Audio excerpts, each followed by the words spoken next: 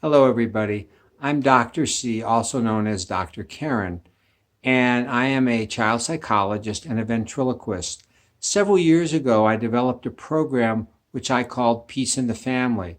It was designed specifically to help troubled families get along better. I have decided that with all the families hunkered down right now, this would be a good time to give this program to you. So we are going to redo it specifically for those of you who are hunkered down. I also believe that when I say we, I'm talking about Elwood, and we're the same person, so it gets a little confusing sometimes. But I also believe that this is a program that can help people get along better with other people in their neighborhoods, people from other political parties. It could help the Congress get along better.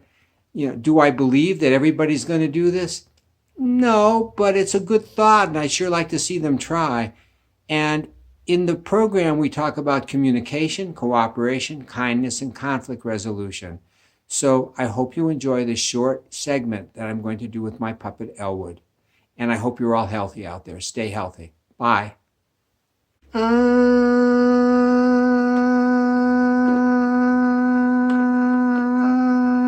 My name's Elwood. I'm Dr. C. I need food. Real flesh, that's me. Psychologist. And puppet who are here because we care for you. Ta-da! Very good, Elwood. Thank you, Dr. C. Shalom, Elwood. Say what?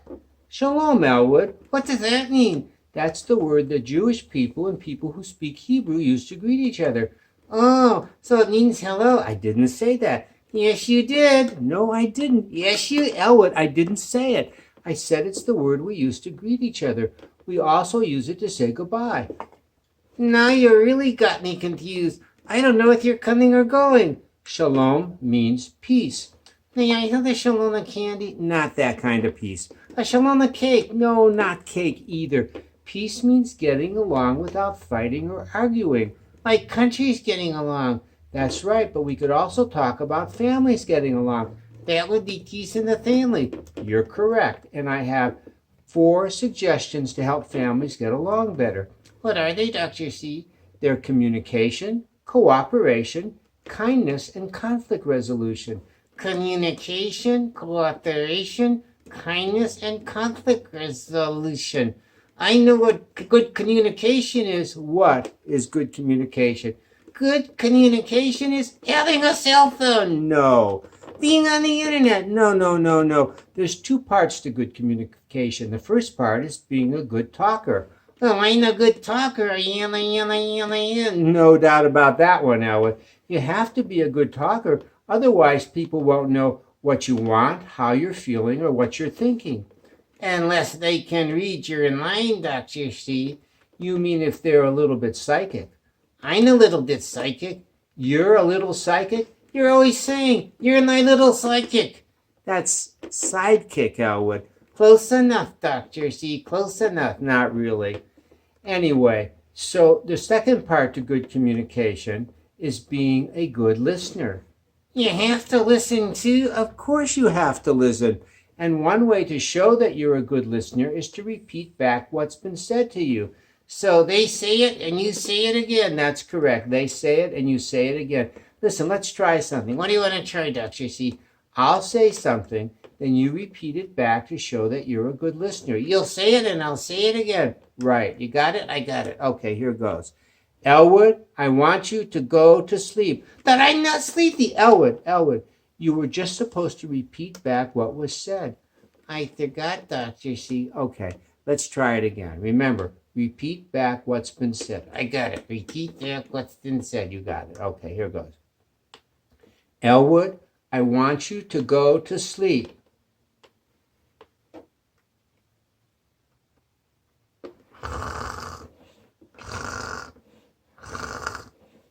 Elwood, wake up. Now you really got me confused. You wake me up. You told me to go to sleep, then you wake me up. What's going on? Elwood, we were practicing good listening. You were just supposed to repeat back what's been said. I forgot again, Dr. C. Okay, let's try it again. Remember, repeat back what's been said. Elwood, I want you to go to sleep. You want me to go to sleep. Very good, Elwood. You're a good listener. Thank you, Dr. C. You know, there's lots of different kinds of communication. Not just those two. No, there's others as well. There's good listening that you did, and then there's what we call non-listening, which is not so good. What's that, Dr. C? That's when neither person listens to the other. They just take turns and say what they want. I don't understand. Okay, I'll tell you what. I'll give you an example. You start off. Well, I've been having a really good day. I went to the store today and bought some hamburgers. I've enjoyed what I did today. And tomorrow I'm gonna take a nap because I'm sleepy. Anyway, I went to the store. I bought hamburgers. I bought potato chips. I bought buns. Yeah, well, I'm so tired that I could fall asleep right now. That's an example of non-listening. It is? That's right. You're talking about what you want to talk about. I'm talking about what I want to talk about. And all we do is wait turns to see who goes next. I got it. Okay, you got it. That's not a good way of listening. Another way to listen is called partial listening. What does that mean? Partial means just listening a little bit. I'll give you an example. Tell me something that you enjoy doing. I really like playing games. You know, speaking about playing, I was playing the piano yesterday. I wasn't talking about the piano. Well, that's an example of partial listening. I grabbed hold of what you said and then said what I wanted to say anyway. Oh, so that's not good listening either. No, that's not good listening either.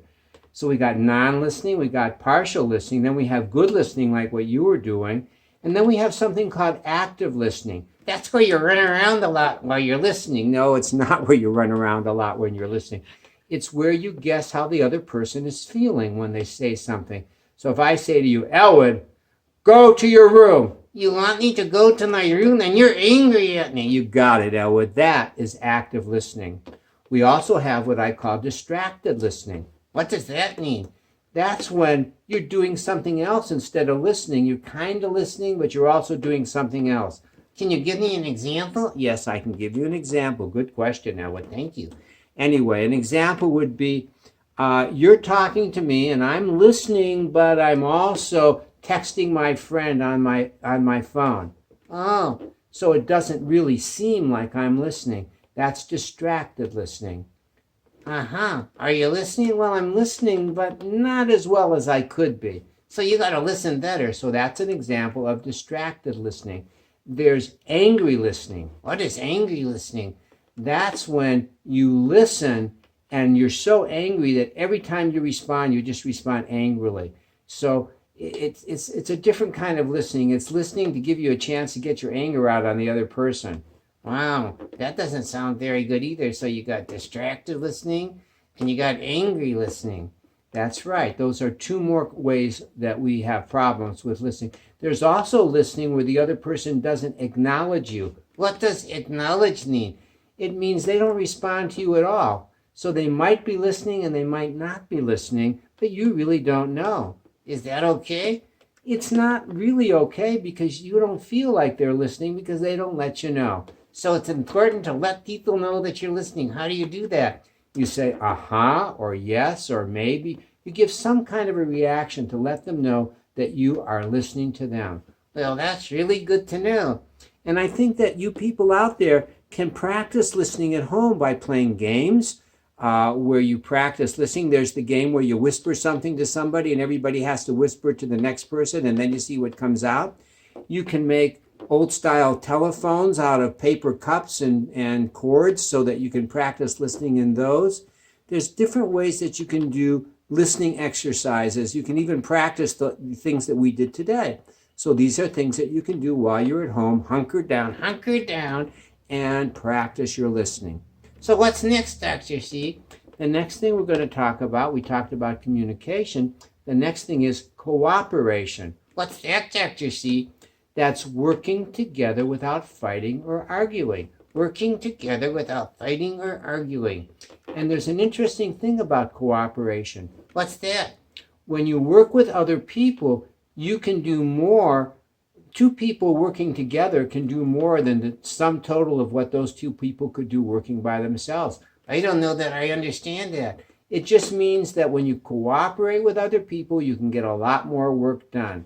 I got that. I understood that. That's right. There's a word for that. What's the word? The word is synergy. Dr. C, thou shalt not synergy. That's not what I meant. Synergy means exactly what I was telling you, that two people working together can do more than what they could do working separately. Okay, that's a weird word. It's confusing. It is a little bit confusing.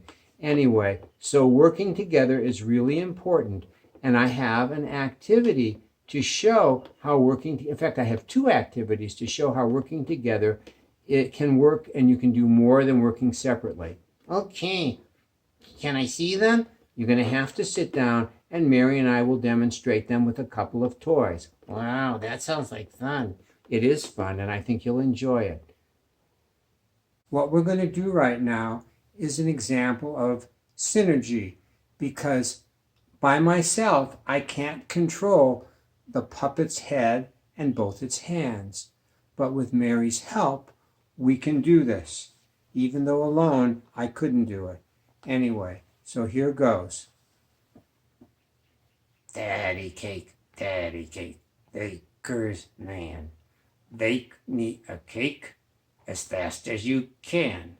Pat it and roll it and mark it with a C and put it in the oven for Dr. C. This is my wife, Mary. I apologize for not introducing her to you previously when we showed you how we could use cooperation and synergy to control the puppet. This time we're going to use cooperation and synergy to show you how to use sculpture balloons and for play, to have fun with sculpture balloons through cooperation and also synergy. Now, the first step with a sculpture balloon is to inflate them. She keeps telling me not to say blow them up, that that's something else, and I keep saying blow them up anyway, but what can I tell you? The first step is to inflate them. One would not think you would need a helper to inflate a sculpture balloon. But the thing you don't know about these latex balloons, you probably don't know, is that they take the shape in which they are when you inflate them. So if I wind it around my fingers and I inflate it around my fingers, I'll get a curlicue. But to get a straight balloon, we have to stretch it out straight. And my arms are not long enough to do that by myself, so Mary needs to help me. And step one is to inflate the balloon and get a long, straight balloon. We will show you how that works. Hold the tip. Okay, walk back. Okay. So I put it on the pump, and then we inflate it.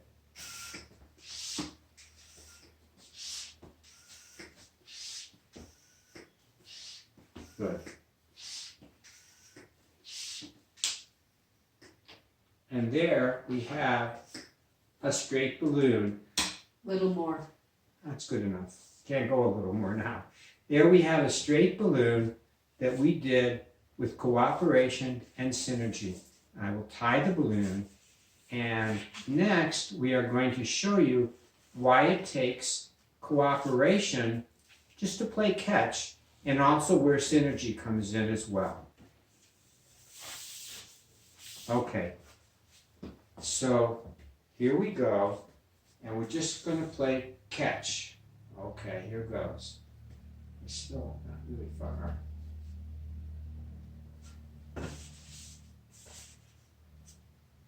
Now, actually we could stand back farther, but then I have to move the camera back, so we're just going to stay with this.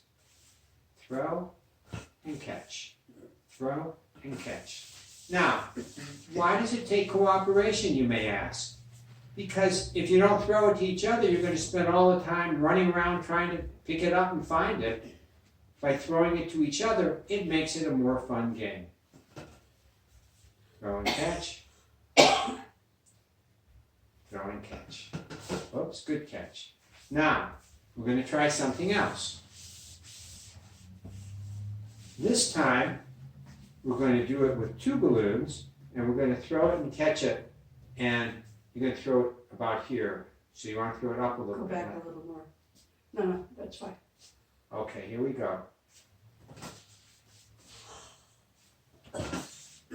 Now this gets harder as you get farther apart, but even close up it's a little tricky. Okay, that was good. Now we'll try it another way. Again, cooperation. Okay, you're going to throw both of them to me at the same time. Throw it to me. No, throw both of them to me at the same time.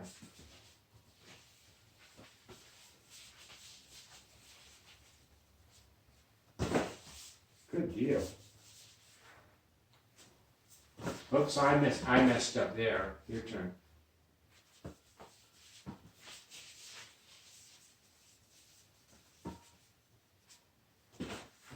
I messed up again. You're doing better at this than I am, Mary.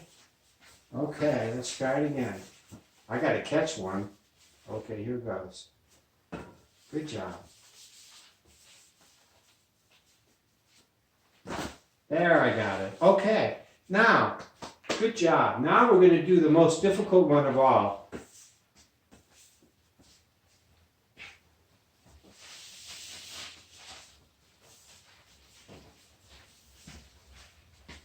Okay, we're going to try and do 4 of these at the same time. You want to go high and I'll go, you're going to go high and I'll go low, or? Sure. Okay. Whoops, almost. Let's try it again. You're going to go high, I'm going to go low. You want to hold them equally, about the same. Okay. I ended up with 3 that time. Told you this was the hardest one. We can do this. We're going to get it. Okay. I'll go high, you go low. Okay? We did it. Let's try it again. Let's see if we can do a better one. I'll go high, you go low. You ready? You want, okay. We did it again. Let's try it again. Okay, I'll go high, you go low. This is harder than it looks. And the farther back you get, actually it gets easier. Now, another thing you can do with these balloons that has nothing to do with synergy is this. Stand back a little bit. You can shoot them and you get this. I'll do it again.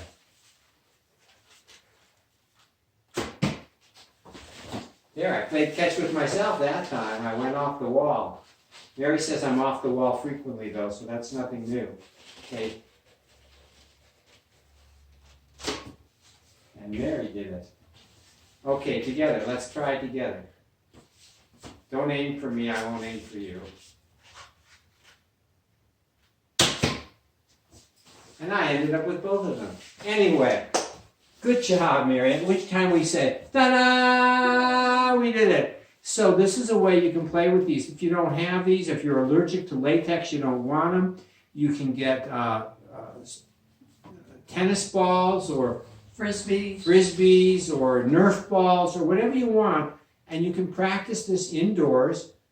Tennis ball might break things, and you can have fun with it, and you can see that you do better when you're cooperating and don't have to run all over the place chasing things. Thank you, Mary. You're welcome. Stay safe out there. Yes, stay safe. Bye-bye. Now, I know you're all familiar with the Slinky. This is a Slinky. This is a metal Slinky. You can do this. You can kind of juggle it back and forth. You can do this, which kind of feels like some kind of a card trick, you know, where you flash all the cards. You can make it walk up and down stairs. In inclines, you can walk down an incline. I said up and down stairs. You can't make it walk upstairs unless you're better at it than I am. But you can make it walk downstairs. What you don't know is that you can use the Slinky to talk about kindness and unkindness. You can talk about how you treat other people. And we are going to demonstrate how that works. Okay, Mary, get that in. And I'm going to go about here. Okay. Now, we can send waves to and fro. Okay. It's still a little loose. There we go. We can send waves to and fro. So I'm going to send a wave to Mary. We're going to pretend that waves that go up and down are kind waves. And watch what happens when I send her a kind wave. You see, it comes right back to me. When I send her a kind wave, it comes right back. And it keeps coming back for a while. So when you send out kindness to other people, you get kindness back. Can you send one to me? Just whip it. There you got it. Perfect. When Mary sends a kindness wave to me, it comes right back to her. Comes back to me. That's right. So now we're going to pretend that if you do it this way, that's an angry wave. And it also comes back. Okay, you want to try it, Mary? This is harder. Okay, yeah, this one's harder. You have to use your, there you go. That's it. Anger. Anger. Now, so when you send out anger, it comes back. When you send out kindness, it comes back as well. You can also send out a confusing wave, which is anger, unkindness and kindness at the same time. So I'll send it to Mary. Here's kindness, and here's unkindness, and you get an all kind of confusing thing. And think about it when you've been involved with somebody who's kind and unkind to you, you don't know what to expect. It's very confusing when people treat you that way. We call it ambivalence. And it's very confusing when people treat you in that fashion. And again, this is a way that you can communicate your feelings with the Slinky. There's another wave I want to show you. Let's say that I go to work, and on my way to work, some guy cuts me off in traffic and it makes me a little angry, and I just hold it inside. And then when I get to work, my first patient is angry at me over something I said the last time. And I can't yell at my patient because that would be inappropriate. So that I build up more anger. And then one of my coworkers is angry at me. And then driving home, I have more traffic problems. And I get filled with anger. And then I come back and my wife says something. And I let all the anger out on her. Well, you don't have to do anything, Mary. It's just there. It just comes out. That's called a compression wave. It's another kind of anger that we can see. Now, I'm going to show you how I use this in counseling. I would say, stay where you were. I would say, it makes me feel good when you make a nice meal for me. And she gets, we'll do it again. It makes me feel good when you make a nice meal for me. What makes you feel good? It makes me feel good when you suggest a entertaining activity for us. And there, now Mary sent out just what's called a sine wave. Do it again. Just keep doing it. Do the sine wave. Okay, not quite. But it keeps coming back. Here's a sine wave. Let's see if I can do it. Watch. There's a sine wave. Just good feelings going back and forth and back and forth and back and forth and back and forth. And it makes me angry when you get when you yell at me for losing the television remote. And that feels a lot different, doesn't it, Mary? What Yes. makes you angry at me? It makes me angry when you keep me waiting when we're going somewhere and I have to wait for you. It really makes her angry. You see the sine wave, sideways sine wave she sent out. Anyway, that obviously makes her very angry. Although, just not very, but somewhat. Because very would have been a much bigger wave. It feels good to communicate your feelings this way. And doesn't hurt anybody. It tells the other person what you're feeling, and you can see that wave going back and forth, so you understand what's going on. You want to add another one? What else would you add? Makes you feel good or bad? It makes me happy when we go out and enjoy a quiet meal together.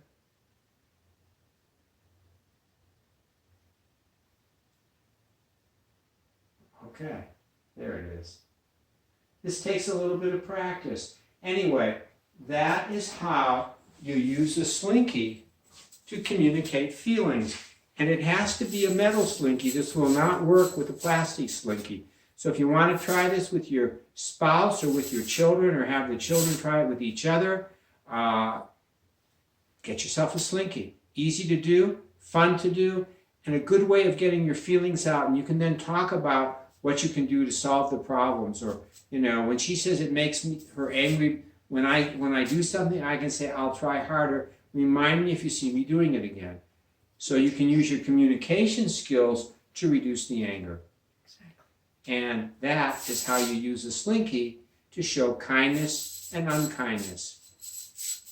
Stay hunkered down. And stay safe. Be safe.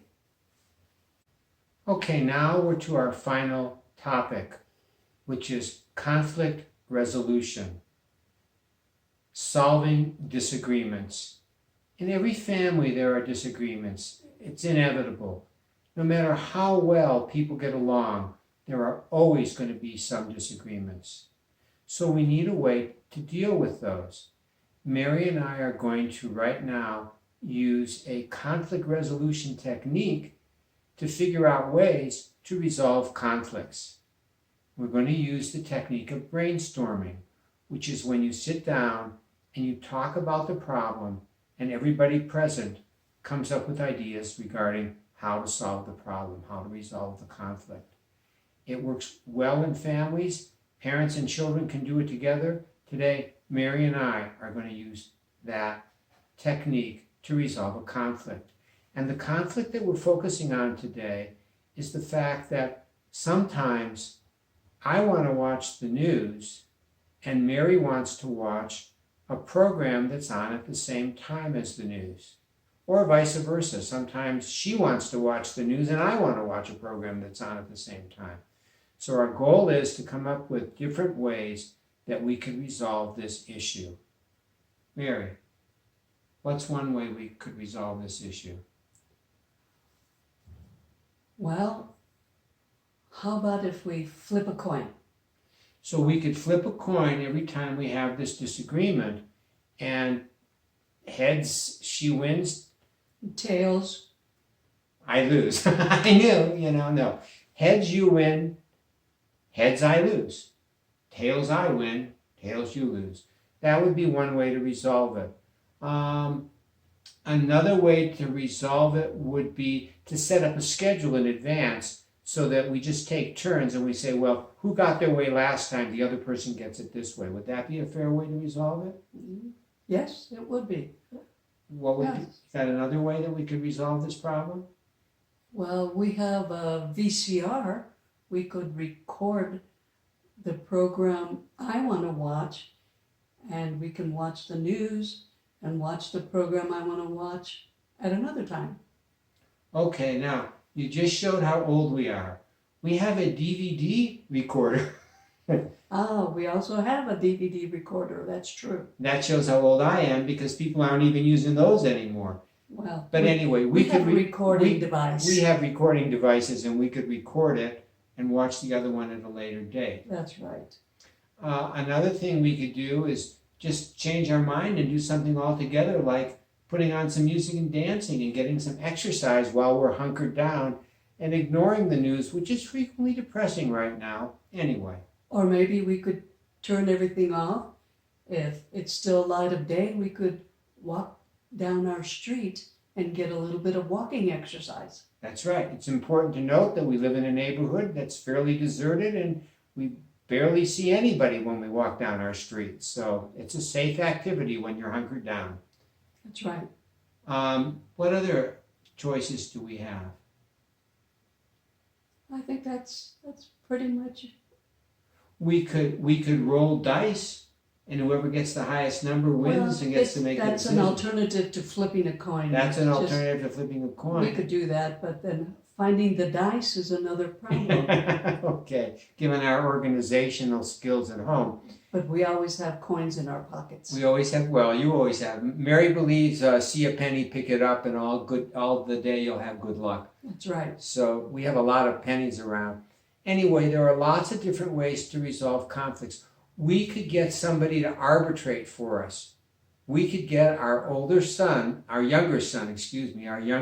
who's living with us right now, to be our arbitrator and decide, well, what's the best choice? And we could leave it up to him and agree to accept his decision.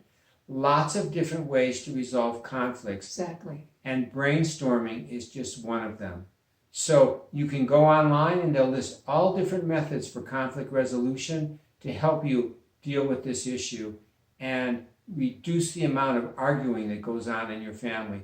One time, Mary and I went to visit some friends whom we really liked, and we walked into their house, and from the minute we got into their house until we left, we went for dinner, from the minute we got in until the time we left, they were yelling at each other constantly. And as somebody who dealt with angry people in my professional life, I said, I can't go back there anymore. And we didn't. And we didn't. Actually, one time when we first got married, we went to a play for entertainment, and it was about all these neurotic people in a family. And I walked out shaking and explained to Mary, I spent my whole day with neurotic people who were angry. This isn't what I needed for entertainment. And so we never went and saw that play again. And we were careful about the plays we saw, or the movies or whatever after work, so that it wasn't something that would trigger either one of us, because we both have our triggers. So this is a little example of conflict resolution. You can do your own. You can probably do it better than we're doing it because it'll fit your situation.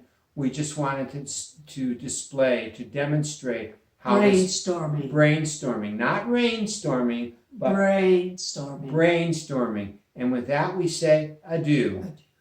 Bye-bye.